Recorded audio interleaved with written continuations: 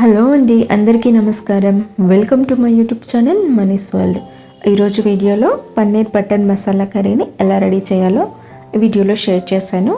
So ముందుగా పన్నీర్ని ఇలా cubes లాగా కట్ చేసుకోండి.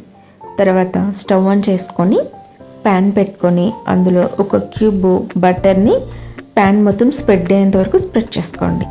తర్వాత క్యూబ్స్ లాగా కట్ చేసుకున్న పన్నీర్ ముక్కల్ని వేసేసుకొని 2 sides 1 by 1 ఫ్లిప్ చేసుకుంటా గోల్డెన్ కలర్ వచ్చేంత వరకు వేయించుకోండి.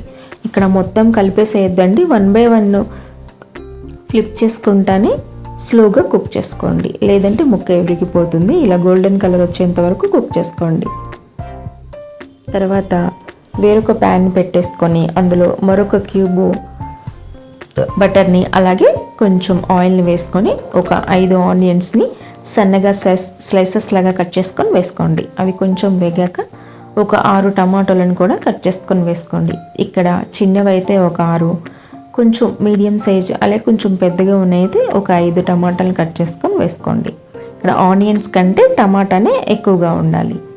తర్వాత ఒక 4 లవంగాలు, 1 ఇంచు దాల్చిన చెక్క, ఒక 4 ఇలాచి, అలాగే 2 బిర్యానీ ఆకులు, అలాగే ఒక గుప్పెడు జీడిపప్పును కూడా వేసుకొని కలిపేసుకోండి.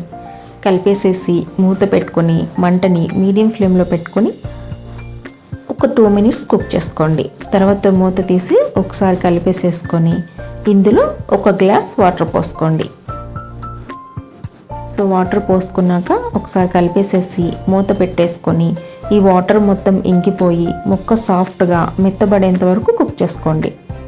అయ్యేంతవరకు కుక్ చేసుకోండి. ఒకసారి కలిపేసేసి ఈ మిశ్రమాన్ని పక్కన పెట్టేసేసి మిశ్రమం మొత్తం చల్లారిపోయిన తర్వాత మిక్సీ పట్టేసుకోండి పేస్ట్ లాగా. తర్వాత మరొక కడాయిని పెట్టుకుని అందులో మరొక క్యూబ్ బటర్ వేసుకొని కొంచెం ఆయిల్ వేసుకొని ఒక 2-3 కరివేపాకు రెబ్బల్ని తుంచుకొని వేసుకోండి.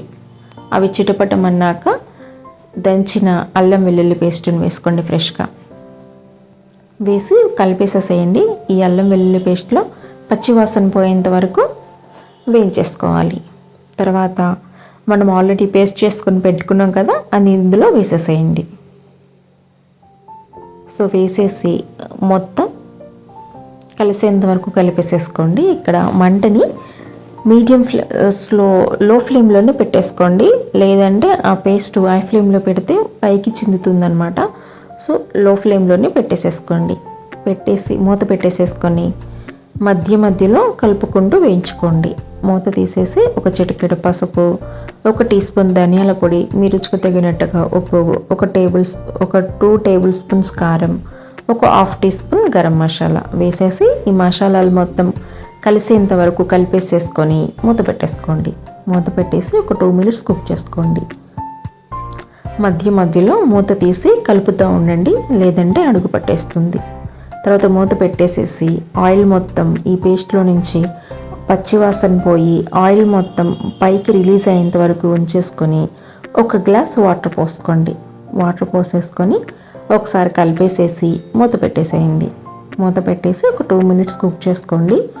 ఇలా కూర ఉడుకు పట్టాక మనం ఆల్రెడీ వేయించుకున్నాం కదా పన్నీర్ క్యూబ్స్, అవి ఇందులో వేసేసి ఒకసారి కలిపేసేసుకొని మూత పెట్టేసుకోండి.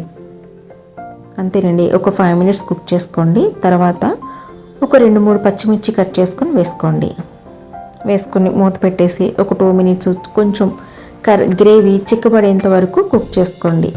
అంతేనండి, లాస్ట్లో కొంచెం కొత్తిమీర వేసుకొని స్టవ్ ఆఫ్ చేసేసండి. సింపుల్గా టేస్టీగా చాలా బాగుంటుందండి.